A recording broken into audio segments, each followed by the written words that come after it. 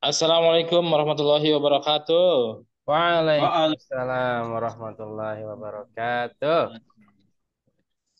Alhamdulillah wa syukurillah wala haula wala quwata illa billah rabbis shrahli sadri wa yassirli amri wahlul 'uqdatam min lisani yafqahu qawli amma ba'd.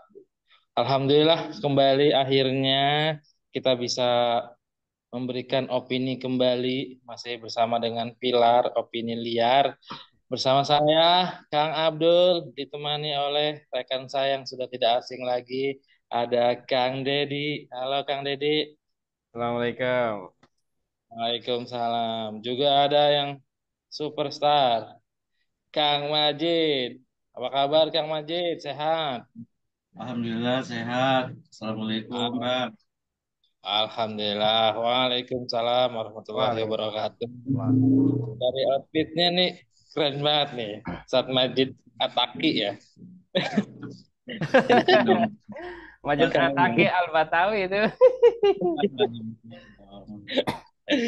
Oke. Guys, pada kesempatan ini kita akan memberikan opini-opini tentu tentang hal-hal yang masih viral ya belakangan ini dan cukup meresahkan gitu. Cukup meresahkan bagi kita kaum muslimin dan juga tentunya pada masyarakat pada umumnya. Nah, dalam kesempatan ini kita akan memberikan opini kita, pandangan kita tentang hal-hal yang viral tersebut, tentu masih dalam koridor ya, koridor yang sesuai dengan syariat Islam. Oke, itu ya.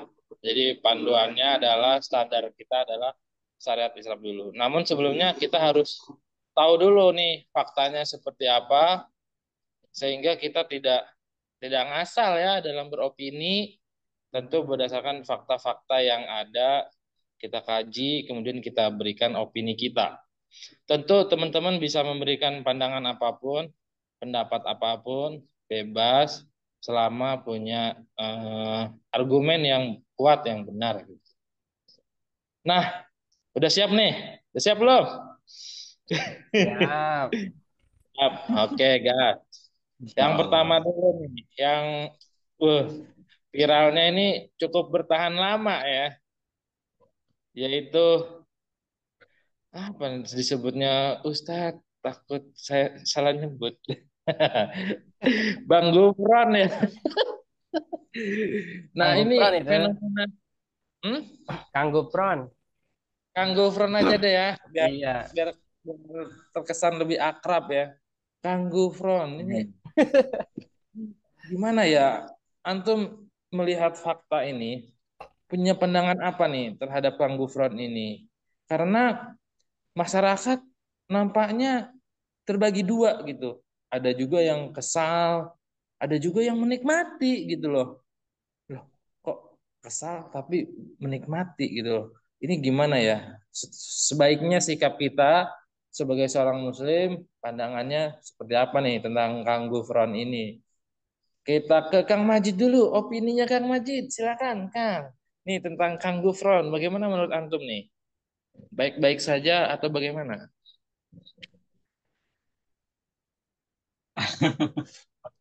Kalau menurut Ana, ya lucu juga ya. Lucu, kayak lawak gitu.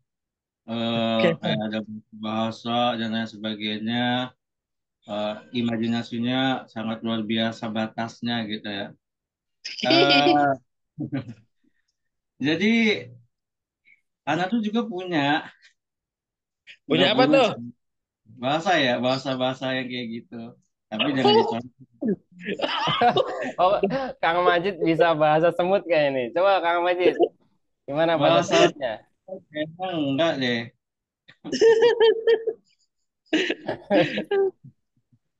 Bahasa Oke. kurang kecil dari semut. Hmm.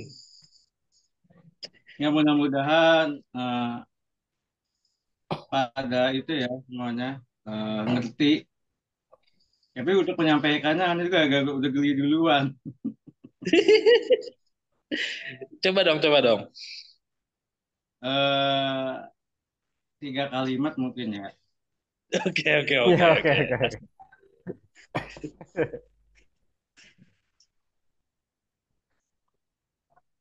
Cucaci cuci cit, coci coci cat, cucu cet cocet. Oke. Artinya, Tapi Anda nggak bisa ulangi lagi, Mam. Oh iya, ya, artinya apa Majid? Maksudnya eh siapa yang tahu? Oh, artinya siapa yang tahu? Iya. menarik ya opininya Kang Majid. Ternyata beliau eh, bisa meniru juga gitu. Yang walaupun mungkin beda-beda, tapi pada intinya hal itu bisa dilakukan oleh siapapun. Tapi ya, kita pengen denger nih pandangan Kang Dedi ya. Silakan Kang Dedi pandangannya terhadap Gufron. Tentu tidak seperti Kang Majid, tentu punya pandangan yang lain. Silakan. Ya, Ya, Bismillahirrahmanirrahim. Eh, Menurut saya fenomena Gufron, ya Kang Gufron ini cukup fenomenal banget. Udah lebih dari 2 minggu Nah, betul, viral. betul. Dan terakhir hari ini saya lihat itu MUI sudah mulai menanggapi. Ya, dari sekian lama Nah, MUI itu di tag mana MUI, mana MUI. Akhirnya kemarin tadi pagi saya lihat Kiai Khalil berstatemen, ya. Atau bahkan kemarin juga ulama-ulama dari Banten sudah berstatemen tentang kesesatan dari Kang Gufron ini. Jadi kalau menurut saya Kang Gufron ini orang yang cukup berbahaya bagi umat Islam saat ini. Apalagi dia itu ditokohkan sama ya, sebagian pengikutnya seperti kalau kita lihat videonya, ada juga videonya itu di YouTube yang teman-teman orang-orang netizen itu kan ngambil kelucuan-kelucuan itu dari YouTube-nya yang mereka upload sendiri, kajiannya banyak, kemudian dipotong ketika sudah ini kan aneh-aneh itu dipotong-potong jadi lucu-lucuan. Eh, Tentu yang menjadi apa namanya titik kritisnya adalah kok bisa orang macam Kang Gufron ini pengikutnya itu banyak gitu loh. Ya nah, sedangkan itu dia. nah itu kita aja mau ngadain kajian, ngundang orang itu susahnya minta ampun. Orang datang haji susah kan? Iya, Tapi benar. orang model Kang Gufron malah banyak pengikutnya dan tepuk tangan gitu, keprok atuh. Nah, gitu. Mereka mau tepuk tangan. Ya, itu pertama. Yang kedua, ya jelas Kang Gufron ini menyesatkan umat, ya. Karena apa? Karena dia ya, berbicara masalah agama Islam terutama tentang akidahnya, misalkan tentang malaikat, ya tentang bertemu dengan malaikat, bertemu dengan Allah, tanda tangan malaikat, ya, tanda tangan Rasul dan sebagainya itu kan akidah kita gitu, iman kepada malaikat, iman kepada Allah, iman kepada Rasul. Kemudian diacak-acak sama dia, ya dengan sedemikian rupa bahwa dia dengan mudahnya bisa memanggil malaikat maut, manggil malaikat nukar nakir gitu. Ya, ada malaikat nukar nakir itu di Kang Gufron itu. Ya, dan ini Iya. ya diaminkan sama jamaahnya. Ya, bahkan mungkin pengurus pesantrennya namanya pesantren unik, ya. Dia punya pesantren namanya unik. Malah di dalam satu video YouTube-nya itu apa namanya memaparkan tentang sanatnya. Wow, bahwa sanatnya itu dari ini, dari ini, dari ini sampai ke Rasulullah SAW. Tentu ini hal yang sangat berbahaya dan menyesatkan. Yang selanjutnya yang ketiga, kufron ini adalah al-kadzib kalau menurut saya. Pendusta. Hmm. Ya. Karena apa? Mas. Karena dia sering mengatakan Rasulullah SAW mengatakan, gitu. Rasulullah SAW mengatakan, dia Hmm. menisbatkan kepada Rasul. Tapi Rasul mengatakan apa? Wa maqoli inna rahmatan kufran, wa maqoli inna rahmatan Mekah Madinah, wa maqoli Hmm. inna rahmatan Indonesia. Apakah Nabi Muhammad pernah ngomong kayak gitu? Tentu Eh, mustahil ya, iya, mustahil ngomong kayak gitu. mustahil, mustahil, Berarti mustahil. ya kufron itu adalah al-kadzab, ya dia itu adalah pendusta atas nama Nabi. Padahal Hmm. ya Nabi mengancam dalam hadisnya mutawatir, ya Hmm. riwayatnya mutawatir, Rasul bersabda, "Man kadzdzaba alayya muta'ammidan falyatabawa maq'adahu minan nar." Barang siapa yang berdusta atas namaku dengan sengaja, ya, maka siapkanlah tempat duduknya di neraka. Ya, maka Oh, itu berbahaya sekali. Jadi empat itu. Pertama berbahaya, kedua tadi ya sesat gitu. Kemudian selanjutnya dia itu al-kadzab, ya, yaitu pendusta atas nama Nabi. Maka ya bagi para pengikutnya yang fanatik atau para jamaahnya, ya saya minta berhati-hatilah dalam memilih guru gitu. Dan bagi Kang Gufron sendiri ya bertobatlah, ya. Jangan dia kemudian apa namanya bersembunyi di balik wali. Wah, sekarang itu kan zaman di Indonesia suka wali-wali itu. Ya, wali majdub atau wali jadab, ya. Kalau wali majdub ya nggak usah ceramah gitu harusnya. Kalau wali-wali yang kayak kita itu kan wali murid, wali kelas boleh ceramah. Wali jadab atau wali yang stres itu nggak boleh ceramah. Gitu. Bahaya kalau ceramah malah. Gitu Kang. oke, baik, baik. Oke, saya mau minta opininya Kang Majid. Nah, bagaimana Kang sikap kita terhadap fenomena ini? Apakah kita acuh aja atau kita harus seperti apa nih? Menurut Antum, sikap kaum muslimin ini sebaiknya gimana? Karena nih kalau dibiarin terus, semakin dinikmatin, malah jadi viralnya lama gitu, membahayakan kan? Kang Majid gimana opininya?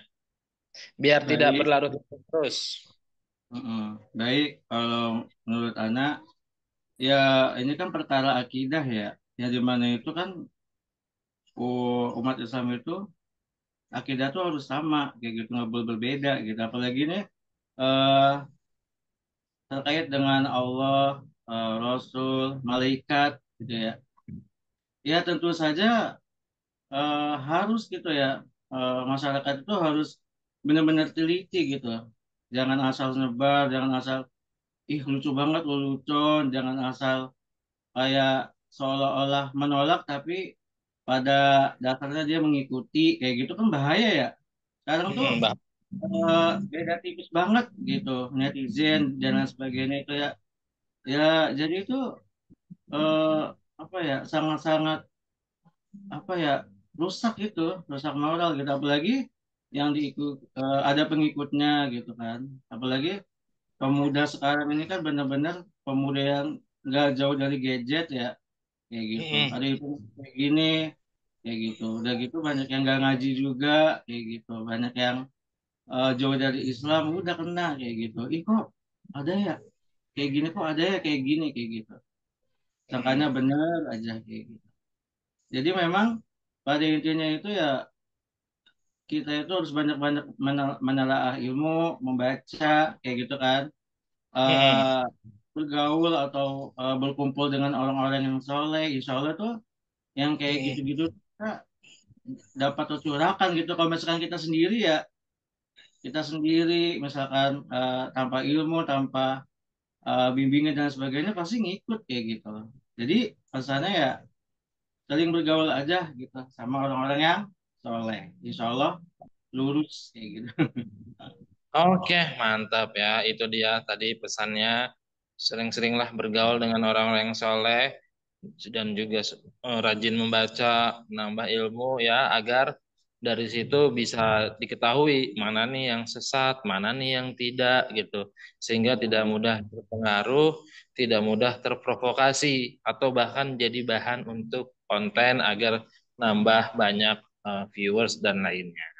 Nah, Dari itu. Kang Dedi, tentu ini Kang nggak bisa dibiarkan berlarut-larut ya. Apakah menurut Antum solusi ya, solusi bagi fenomena ini agar bisa terhenti? Kira-kira siapa nih yang bisa menghentikan fenomena ini? Kalau tadi Antum bilang dia harus bertobat, dia harus eh, sadar gitu ya. Nah, jika itu tidak dia lakukan, kan ini akan terus berlarut. Solusinya apa nih Kang? yang jitu, yang pas agar ini tidak berlarut-larut. Kira-kira pihak mana nih yang bisa menghentikan fenomena ini? Silakan Kang Deddy. Ya, selamat datang Kang Yuda. Kang Yuda. Iya, mohon maaf, saya baru sampai di rumah Ah, kemalaman. Masya Allah. Jadi kita lagi ngomongin tentang Kang Gufron ini, Kang Yuda. Oh. Jadi Kang Gufron ini tadi sudah Itu dibahas ada Kang tentang Gufron apa bukan itu? Oh, bukan. itu muridnya Bukan, tadi udah bisa bahasa Oh, semut tadi. iya. dibilangin Jali. Cuma menjelaskan aja, bukan berarti mengikuti. Oh iya. Nah, Ya, jadi sebelum sebelum solusi, mungkin menurut saya akar masalah ya, akar masalah kok bisa muncul orang-orang seperti model Kang Gufron ini di nah, itu dia. masyarakat kita. Jadi ya, memang Kang Gufron ini untuk saat ini mungkin bisa dipakai sebagai apa namanya isu yang bisa menutupi isu yang lain. Itu dari sisi politisnya ya, karena banyak isu di negara kita yang isu Tiba-tiba besar ya, muncul gitu isu ya. besar seperti contohnya sekarang yang udah tenggelam korupsi 271 triliun itu, wah udah nggak tahu Gimana kemana deh? lah gitu ya, udah nggak ada ya pembahasan lagi ya, Heeh. muncul kemudian apalagi sekarang ada ditambah lagi isu kebobrokan polisi ya, terutama polisi Cirebon Nah, yang ternyata iya. salah tangkap dan terbukti di persidangan salah tangkap juga ya. Heeh. Dan kasus-kasus yang lain, kecurangan pemilu misalkan, kecurangan pemilu itu juga udah tenggelam, mangkraknya IKN udah tenggelam dan sebagainya. Tapi kemudian masyarakat disibukkan dengan isu gufron, gufron, gufron. Dan itu dibiarkan gitu ya. Hmm. Dan memang sama Kominfo sendiri ya tidak ada, sekarang ada Kominfo juga lagi kena hacker juga. Aduh, ya banyak banget masalah nih di negara kita. Kok bisa ya, kembali ke masalah gufron. Bisa muncul orang seperti itu. Pertama memang ya orang-orang yang seperti gufron ya bisa saja muncul di negara ya, di mana negara itu adalah tidak berfungsi sebagaimana mestinya. Ya, fungsi Hmm. negara kan diantaranya pertama adalah menjaga akidah, menjaga harta, menjaga kehormatan, ya. Tapi ternyata ya, negara kita saat ini yang fungsi pertama menjaga akidah itu tidak berfungsi gitu. Jadi masyarakat sekarang akidahnya itu ya tidak terjaga. Ya. Jadi wajar saja kalau muncul orang seperti Kufron yang ngaku-ngaku ketemu dengan malaikat, ngaku ketemu dengan Allah, itu dapat tanda tangan Nabi, tanda tangan malaikat, bahkan bisa memanggil malaikat. Ya, bahkan yang ngaku Nabi juga ada. Bahkan pengikutnya Gufron juga ada yang apa namanya, yang menyeleneh lagi apa? Ya, ketika ditanya man rabbuka Gufron, ya. Kalau ditanya malaikat nukar nakir, ya, man Azim. rabbuka Gufron, ya. Man nabiyuka Gufron, itu kan sesat sekali. Ya, tapi banyak pengikutnya. Kenapa? Karena negara tidak berperan dalam menjaga akidah. Sehingga muncul orang-orang sesat ya, seperti Gufron ini, dan dia banyak pengikutnya. Ya, mungkin nggak tahu kenapa jamaahnya bisa ikut. Pertama mungkin karena faktor ekonomi atau faktor dan lainnya ya, tersihir atau dan sebagainya. Ya, jadi muncul orang-orang seperti Gufron adalah karena tidak ada peran negara dalam menjaga akidah umat, sehingga muncullah orang-orang sesat. Ya, mungkin itu menurut saya. Oke, jadi ini salah satu penyebabnya yang melatar belakangi adalah di mana fungsi negara dalam menjaga akidah eh, rakyatnya tidak berjalan ya, tidak terlaksana. Nah, Kang Yuda sudah siap beropini, Kang? Ini ya, posisi kita sebagai kaum muslimin, Kang Yuda, bagaimana nih kita menyikapi fenomena ini? Bisakah netizen ini memberi apa ya? Apa yang bisa dilakukan lah kalau kalau tadi mungkin fungsi negara abai, Lantas apa nih yang bisa kita lakukan sebagai kaum muslimin, sebagai netizen agar fenomena ini tidak terus berlanjut gitu loh. Karena ini sangat membahayakan sekali. Itu sedikit banyak nanti akan cukup mempengaruhi masyarakat, para pemuda gitu. Oh ini seru nih, asik juga nih, boleh nih gabung, boleh nih join. Nah, jika kaum muslimin memiliki akidah yang rendah kan nanti bisa terjerumus ke dalam hal tersesat tersebut. Bagaimana nih Kang, kita sebagai netizen, sebagai kaum muslimin bisa memberikan pengaruh apa agar fenomena ini segera berhenti dan tidak terulang lagi? Silakan Kang Yuda opininya. Ya, mana tadi Ustadz Majid? Nggak ada, hilang. Oke, eh kalau kita lihat ya fenomena yang hari ini terjadi itu, eh, kebanyakan itu memang dari kubu X ya. Dari mulai kejadian apa gitu, X. senantiasa ada di kubu X tersebut. Yang mana kubu X ini kita tahu ya, runtutan peristiwa yang pernah mereka lakukan kepada golongan kaum muslimin. Bahkan kemarin saya lihat ya di videonya Gufron itu dia menyebut semua yang gak setuju dengan Gufron itu disebut Wahabi. Coba semuanya dikategorikan Wahabi. Semuanya Aduh. dikategorikan berbahaya begitu. Padahal kan kita tahu ya, masa sih kalau kita nggak setuju berarti kita disebut Wahabi gitu. Hal itu kan nggak make sense, nggak masuk akal. Dan yang ngomong gini pun persis sama dengan beberapa ormas yang waktu itu yang memboikot ya beberapa ustadz, membubarkan beberapa ulama yang mau ceramah di satu tempat dan tempat lainnya begitu. Kok sama gitu?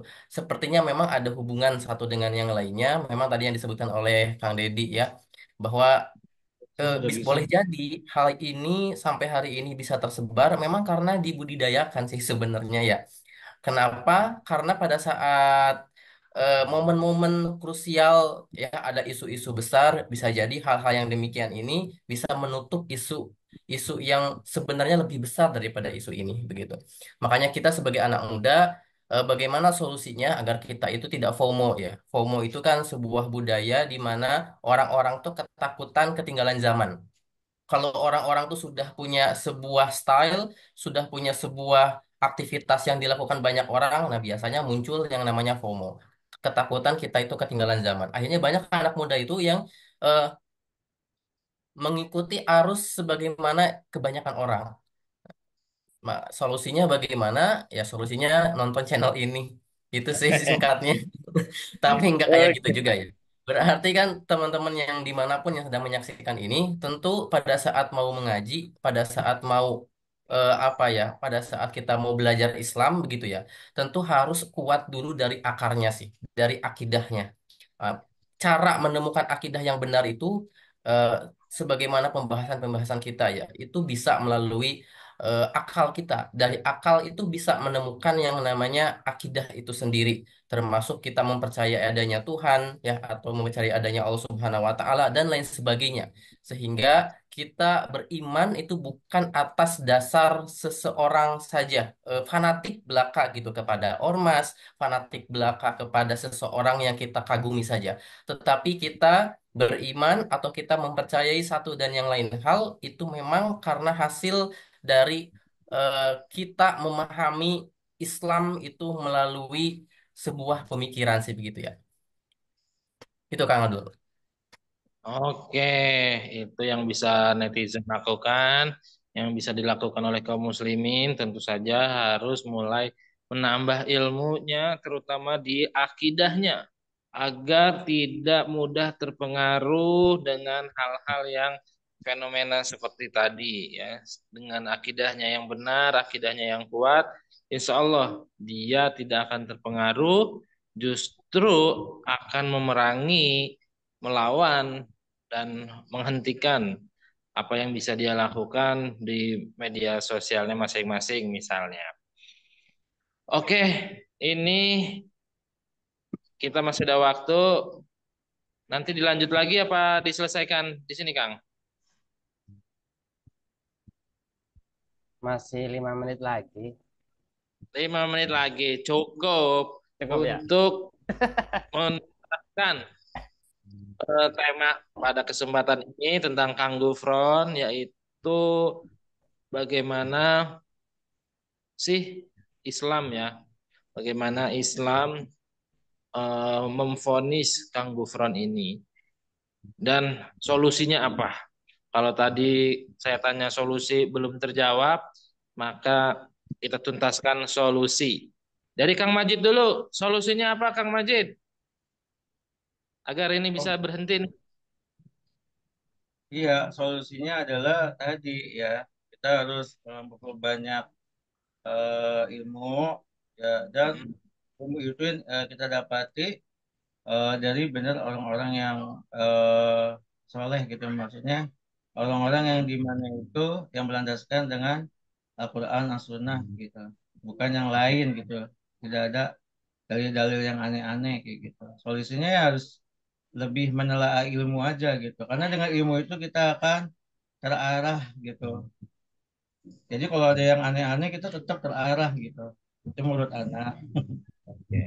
Tolabul ilmi solusinya. Dengan ilmu itu insya Allah kita bisa tahu mana yang aneh, mana yang tidak aneh, dan kita tidak akan terpengaruh. Ya. Kang, jadi sebagai terakhir, nih Kang, solusinya Kang. Biar ini udah deh kita nggak bahas ini lagi deh, karena masih banyak problem yang lain gitu loh. Ini aduh, biar selesai ini dan kita ganti ke problematika yang lain. Kang Deddy silakan. Ya, kalau menurut saya kembali ke permasalahan utama ya solusinya negara harus turun tangan. Jadi negara Oke. harus bisa bersikap tegas kepada orang-orang yang sesat macam Kang Gufron ini atau orang-orang lain yang ngaku-ngaku nabi, ngaku-ngaku dukun dan sebagainya. Itu harus ditindak tegas sama negara agar Hmm. masyarakat itu dia merasa aman gitu. Akidahnya itu tidak dibengkokkan oleh orang-orang semacam itu. Atau ya kemudian negara mengirimkan apa namanya pembimbing kepada orang tersebut agar dia dibina, ya, dibina dengan Ah. benar, ya Mm-mm. dengan akidah yang lurus, dengan panduan Al-Quran dan hadis, Al-Quran dan Sunnah yang benar, sehingga dia kemudian nanti akan diminta bertobat, mau tobat atau enggak. Kalau Ah. dia tidak mau bertobat, udah diingatkan terus, mungkin maksimal 3 kali dalam jangka waktu yang tidak ditentukan. Kalau dia nggak mau bertobat, ya karena dia menyesatkan umat, mungkin pemerintah bisa memutuskan dia nanti dihukum, hukumannya bisa berat itu, karena dia sudah ya berdusta atas nama Nabi. Ya, bisa Masya hukumannya hukuman mungkin di apa dimatikan atau dipenjara dan sebagainya, sesuai dengan ketentuan dari hakim dari satu negara. Tapi apakah mungkin negara kita bisa seperti itu? Ya, Ah. kayaknya nggak mungkin ya. Karena negara yang bisa menghukumi kayak gitu ya cuman negara yang berlandaskan Al-Quran dan As-Sunnah, negara Islam. Jadi kalau ngomong negara Hmm. Islam nanti dikira teroris ini. Nah, gitu. Padahal Eh, Islam ya. itu ya juga ngatur masalah bernegara. Itulah pentingnya kita ya berislam secara kafah. Nah, itu. Oke, menarik sekali teman-teman. Terima kasih atas opininya semuanya. Sampai jumpa lagi di opini-opini berikutnya. Jazakumullah khair kasir. Assalamualaikum warahmatullahi wabarakatuh. Waalaikumsalam warahmatullahi wabarakatuh. Waalaikumsalam. Jos.